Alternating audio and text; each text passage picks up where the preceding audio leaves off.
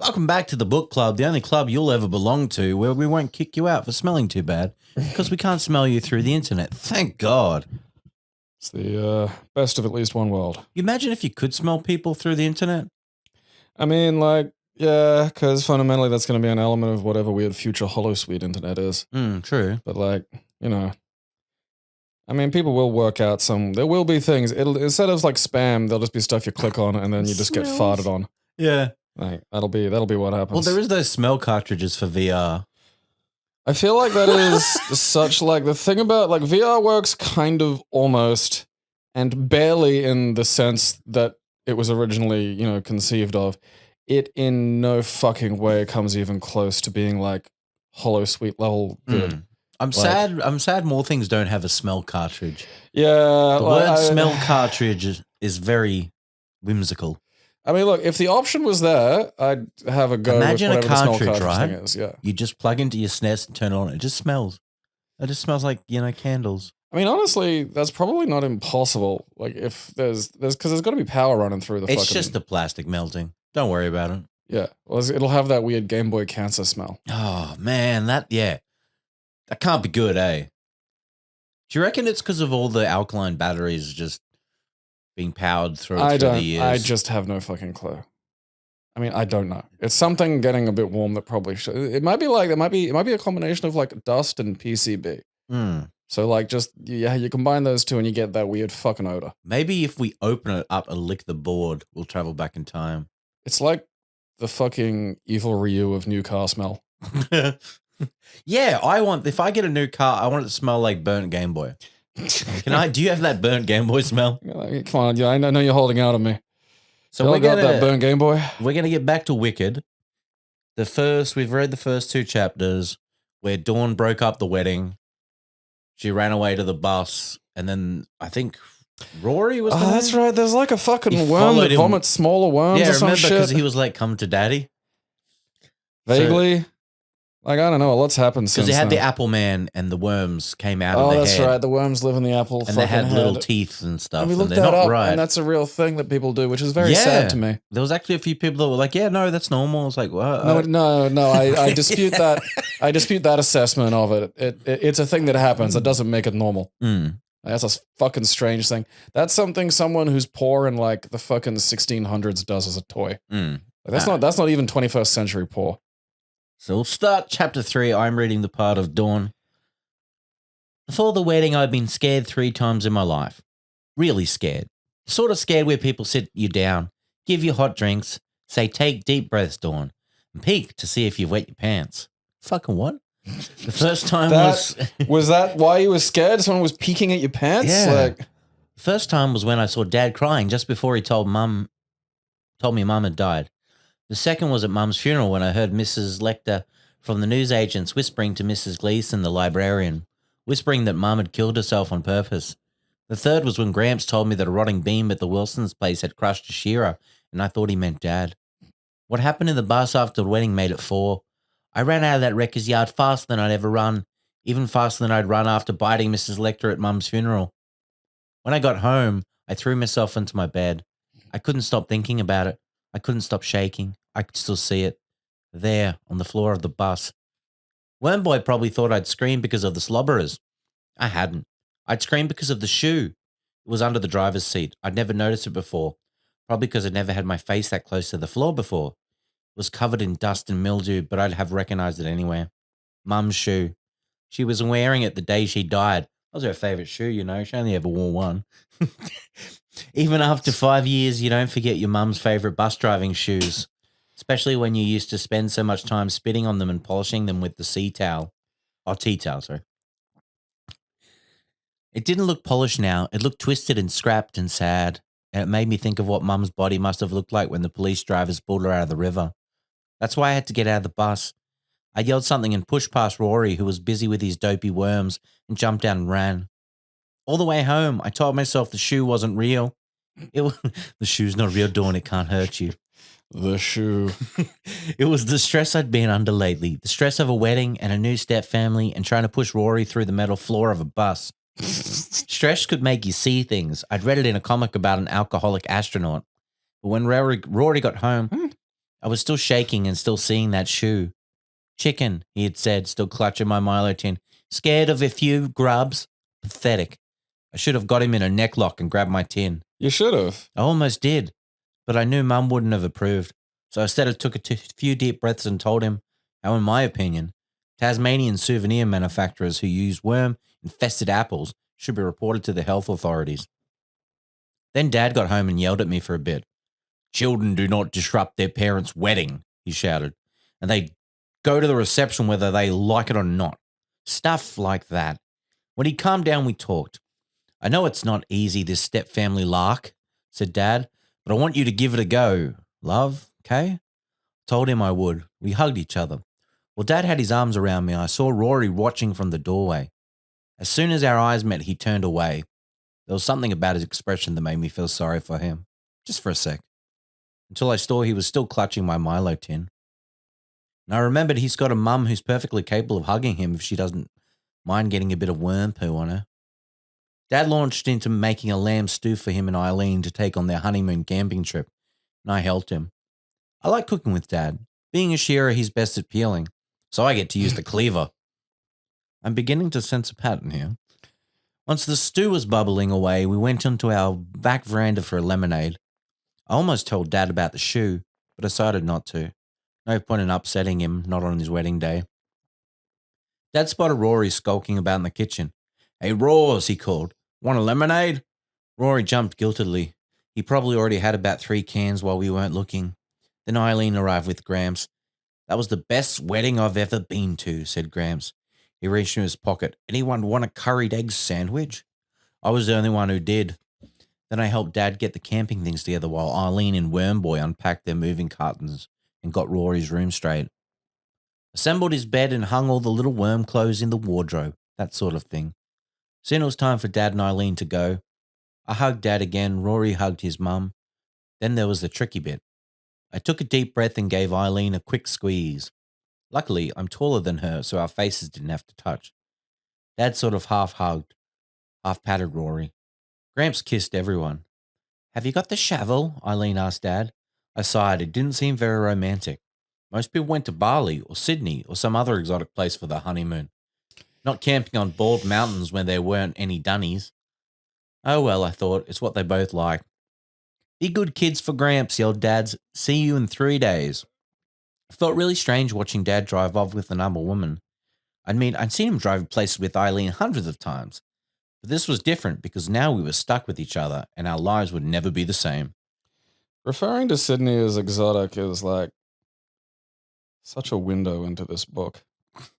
It's like, because in Australia, you don't really think about the rural poor, you know, like the Appalachian style, because there's just so few of them. And most of the, you know, things that you are stuck listening to from the bush are like people who own a huge chunk of the country, you know, or people who have like a bajillion cattle. So you forget that there are poor people out there and what that means still in a country this big. And, you know, they probably don't know like fucking TVs in HD now. Like so much of this is just very depressing to me. The weird stuff started almost straight away. Gramps said, okay, kids, let's have lunch. We had to remind him it was dinner time. While he and Rory took a look in the freezer, I grabbed the opportunity to get my tin back. It was sitting on Rory's bedside table. I took the lid off and emptied that little ugly little apple man onto the floor. Just take a shit in it. Its evil-looking eyes peered up at me. Then I heard a scratching sound. Another pair of eyes was watching me. From the top of the chest of drawers, Rory's mouse in its cage. I stuck my tongue out at both of them. Mum used to do her sewing and charity bookkeeping in that room, and nobody else had the right to invade it. Back in my room, I hid the tin in the bottom of my wardrobe under the abseiling ropes Dad gave me for my birthday. Don't say a word, I whispered to Finger, my goldfish. There are invaders in the house and we've got to be on our guard. After dinner, while me and Gramps washed up, I took a chance. Gramps, I said, have you ever seen a shoe that you thought was there, but it actually wasn't? Gramps thought about this. Once, he said, I didn't see a shoe that I thought wasn't there, but it actually was. Work boot, next to my veggie garden, in front of the wheelbarrow. Tripped over and it squashed my sprouts. I decided not to continue with this conversation, partly because Gramps was chuckling so loudly, partly because Rory had stormed into the kitchen red-faced. "You stupid idiot," he shouted. "You let them out of the tin. Do you have any idea what you've done?" "It's my tin," I said. "Tin?" said Grandpa.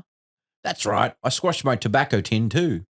Rory rushed out and I finished the drying up. Stupid idiot. Stupid idiot yourself, I thought.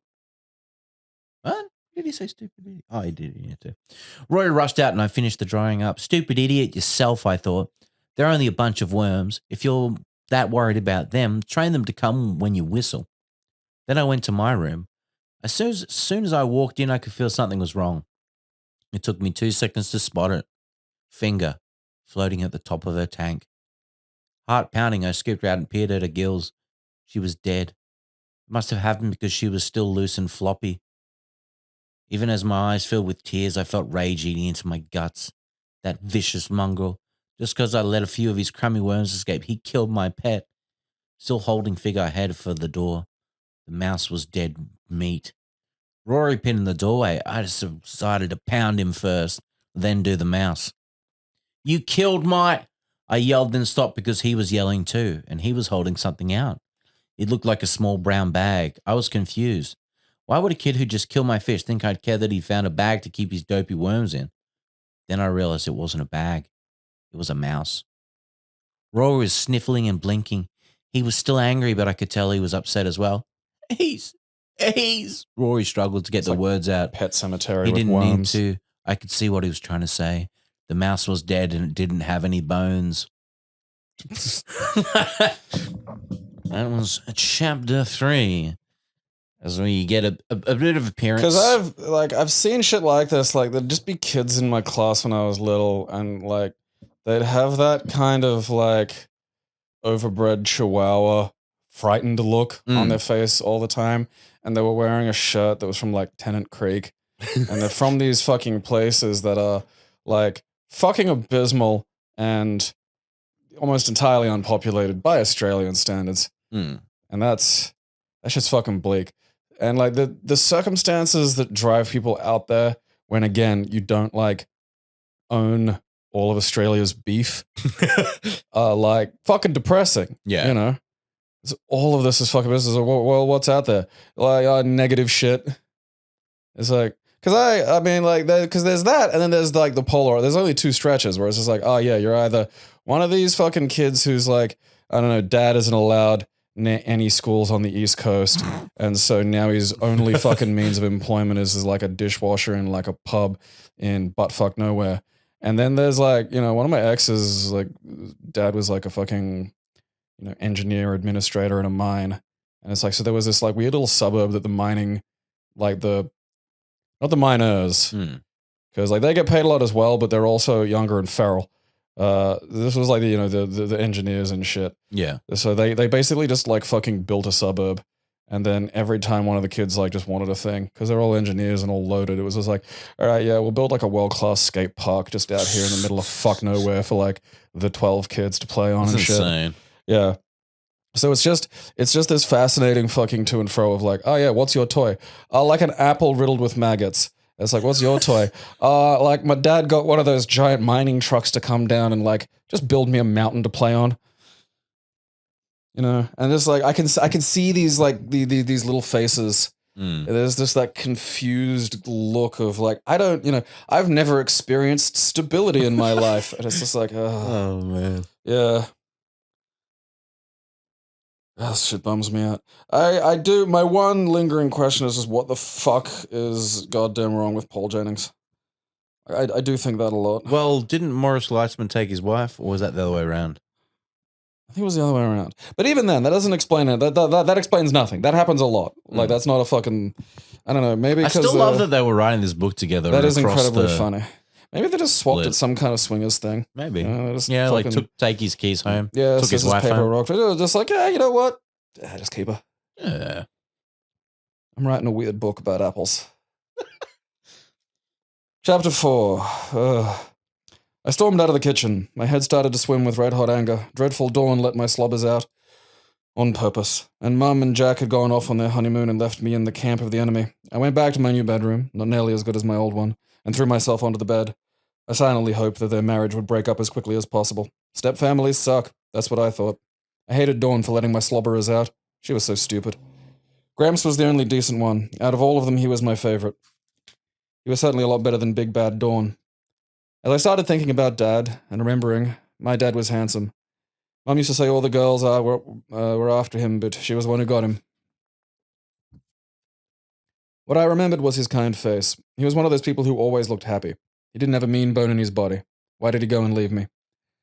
I tried to push down the tears. Don't cry, be a man. I got up and went over to Nibbler's cage to let him out and have a play. He wasn't running around on his wheel like he usually does. He was inside his little wooden nest. I opened the lid and pulled him out. He was dead. And flat. And empty. He looked like a tiny possum that had been lying on the road for a couple of weeks, run over by thousands of cars. Nibbler was stiff and dry. His bones were gone. His innards were gone. His eyes were gone. There was nothing but a flattened, dried-up skin. My little mouse, my friend, the only one in this house who would listen, gone. I blinked back my tears. Dawn. The scumbag, the murderer. She had it coming this time.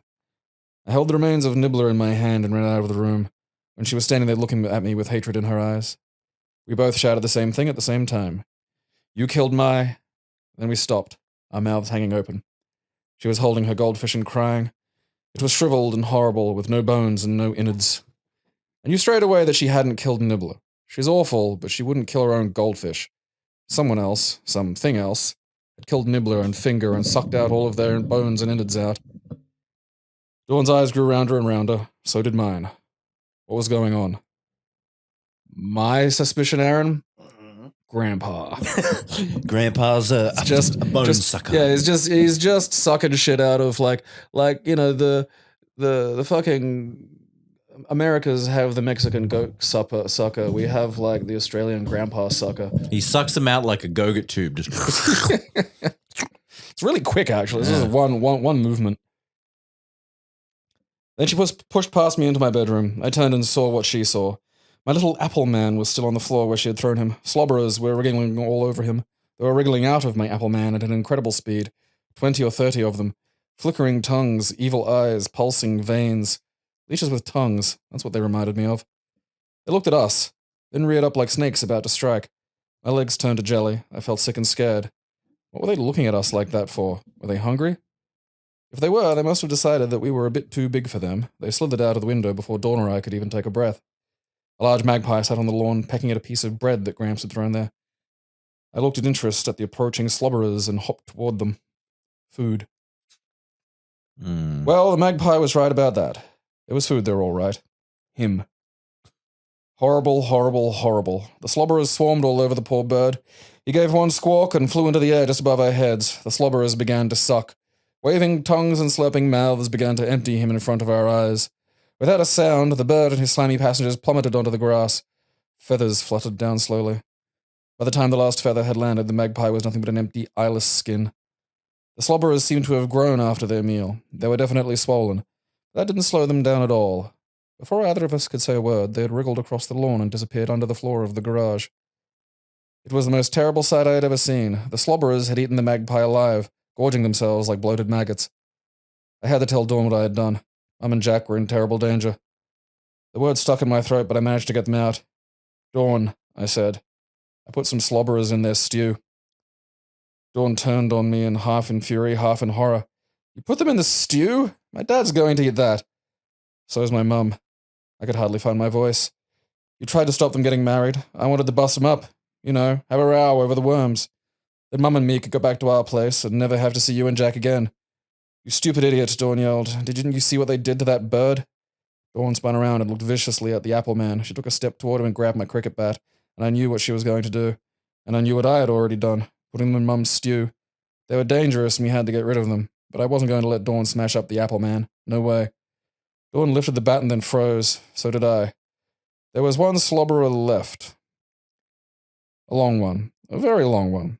It slithered out of the apple man's eye, on and on and on. It seemed endless, like a worm of rotten black toothpaste coming out of a tube. Dawn screamed and closed her eyes in horror. I couldn't stop looking at the terrible sight. The slobberer finally left the apple and started to coil and uncoil on the floor. What was it doing? It was writing. Yes, writing. It slowly formed its body into joined-up letters, the letters that spelt out a single word. Carl. Ah! I shrieked. Dawn opened her eyes, but she had missed seeing the word. The slobberer was wriggling towards the window as fast as it could go. Take that, yelled Dawn. She hurled the bat at the slobberer, and it skidded across the floor, narrowly missing the horrible creature's tail. In a flash, the slobberer had vanished out the window. Come on, yelled Dawn. We have to go get Dad and Eileen before they eat that stew. She scrambled out of the door, out of the house. I grabbed my apple man and shoved him into my pocket, and I ran out after her. Gramps can help us, I panted. Dawn looked at me with contempt. Gramps can't even help himself, she said. She was right about that. Only an hour before I had seen Gramps put his electric drill in the freezer. He was definitely past it. We both looked around. In the garage was Mum's trail bike. As we ran toward it, I knew that Dawn was filled with terrible thoughts about the slobberers and Jack and my mum and what might be happening up on Bald Mountain. I was just as worried, but I also had another horror to cope with. The word that the slobberers had spelled out, Carl. That terrible, wonderful word was the name of my father. Wow. All right. So the worms are intelligent, and they're spelling, and they're also eating birds. You know, if I saw that, that would be the end of them. I'd kill them right there. They've got to die. Oh, yeah. Like, if these worms just reared up and jumped on a magpie. Because that's, like, this is just the thing. But, like, if it was stuck in, like, a fucking worm for a bit, you know? Like, before it was able to imitate, you know, something, I don't know, better. Mm. Or with, like, more fundamental mass to it. Because you can't, like, you know, there's not really a lot. You can't make, like, a big chest of teeth out of, like, you know, a worm. Mm. You know? Regardless of what you can do, you know, in terms of, like, reconfiguration of, like, physical material. It's still a fucking worm. Like, maybe you get some eyes, or you can make one fucking eat enough apple man to, like, be able to write Carl. Mm-hmm. This is a weird book. It is. I find whatever his name is, fuck nuggets, sections difficult because the fucking sentences are so fucking short. Yeah. It reads like kind of if Chuck Palahniuk had a stroke. Like, I don't mind, but the pacing and the pattern of it is just really jarring for me. I guess it is a book for kids. So Yeah. the standards are a bit lower.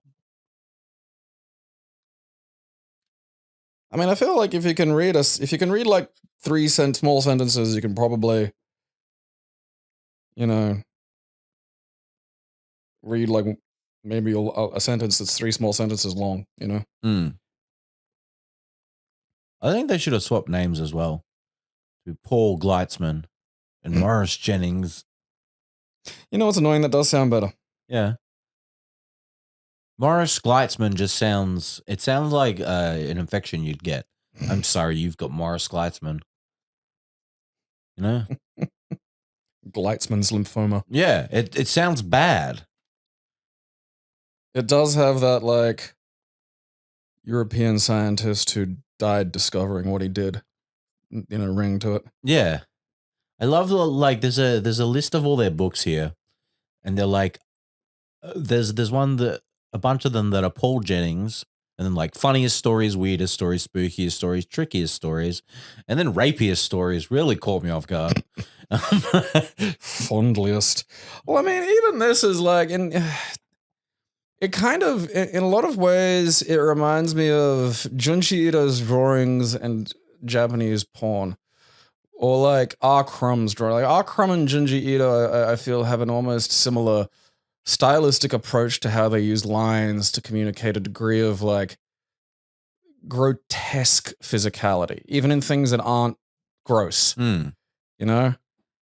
And it's like, there's just that to all of this. I find just, you know, this is just, it's like one of those Japanese porns that's about sniffing armpits. And it's just, it's so about that it revels in just the, you know, really biological details in all these little ways that just stick in my brain. And we've just started as well. Yeah, it's because, you know, I haven't looked at that book in a while, and I forgot how fucking thick it is. And it's like, that's distressing because we're already at worms spelling dead parent names. Well, So no, it's no, like- no, no. Because I predict that. Rory's dad's not dead. He's missing. He just left. Okay. We don't know he's dead. Well, I'm just gonna come right out and say, like, well, my prediction is at some point we're gonna meet like fucking skinless grandpa. Activated grandpa. Yeah, just Like, loses oh his no, skin. like that's I like he'll either be skinless or the worms will figure out how to pilot him around That would be good to see. like that. Because I don't think it goes in that direction. I feel grandpa's just the throwaway. I mean, maybe he is, but there's still the worms are still just like around. Like they're leaving to go deal with like, you know, the mountain, and the worms are still just hanging out at the house with grandpa. Like if you leave grandpa at home with the thing that eats everything but the skin, They're gonna eat grandpa. everything about grandpa is gonna get eaten but his skin. Not grandpa. Yeah, and I suspect we're gonna get to a point where we're able to communicate with the worms. And I feel like if we're talking about ripping, you know, eating all the bits in the skin, except the skin, then we're gonna have like, oh, they're gonna figure out how to like replace the bits they ate. Mm. Yeah, it's not gonna be very pleasant. Yeah, I'm just like, from memory, there's a few where's the book goes, and I'm interested to see if my memories are intact and they're correct. Because I do remember these coming out and waiting. That's the crazy thing. Like, when was the last time you were waiting for a book to come out in a series that you read? Honestly, probably fucking never. Like, because all the book series I've read have been old. Old, yeah. So, you know. So because I remember reading these as they came out one by one. And so, well, same with like books like Animorphs and stuff like that they just got like, you know, mass produced. Oh man, Animorphs. What a fucking book that was. And then they tried to make a TV show that flopped. I think it's just hard to like, because I feel like they could probably do a decent job of Animorphs now, but like that 90s morphing effect sucked even then. It was so bad. And it was also just like, you couldn't, like, the prose didn't translate well. Yeah. Because you could do things like, oh yeah, transforming into animals and shit would be really cool. And it's like, what can they do on screen? Not really anything really cool. It's all pretty lame. Yeah, and you're also limited to like, you know, the well-trained dog that the fucking studio has access to and shit. It's not like, oh yeah, this one turns into a rhino and we can have him like fucking ram some shit. And you're like, They you're can't supposed afford to have Rhino an Kid. alien species that is this weird centaur horse thing with blue face and slit eyes and stuff. And it's just like, they don't have the technology to make that look good back then. It was... It's like I rewatched the fucking original Mortal Kombat movie the other day, and the reptile effects in it are among the worst things I've ever seen. Oh, dude, yeah. Like I think like just an episode of Sliders was better. Yeah. Is fucking like it's my brain had like touched it up over the years. Yeah, it fills in blanks and you're like, it wasn't that bad. And then you watch it and you're like, oh. Yeah, it's like, oh, that's not even like textured. Or like the way like fucking Scorpion Spear is like a Skeksis that lives in his hand.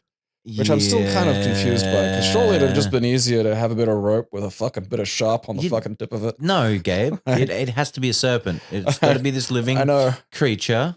Ed Boon was like, whose demanded it. decision was that? Who was like, oh, what's really cool about Scorpion? What? He's got like just this fucking arrow he chucks at you. I bet it was Boone, and Tobias is sitting there just like shaking in his head. Yeah, that's it. I quit this organization. Yeah. That's what drove him over the line. I'm never doing this again. Because, like, you could probably, like, you know, it's like, I'm not trained on any fucking rope shit, but if for 5 minutes you needed me as a stuntman to lob a fucking half-tipped spear with a bit of rope attached, I could get that to work. I think so, yeah. Like, I 100% think I could get that to look more believable than the fucking weird hand puppet. Hello. Gonna bite ya. So that is the second part of our book club about Wicked.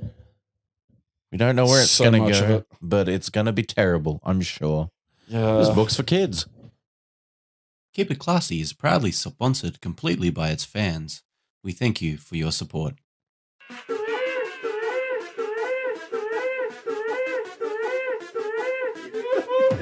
It expanded somehow.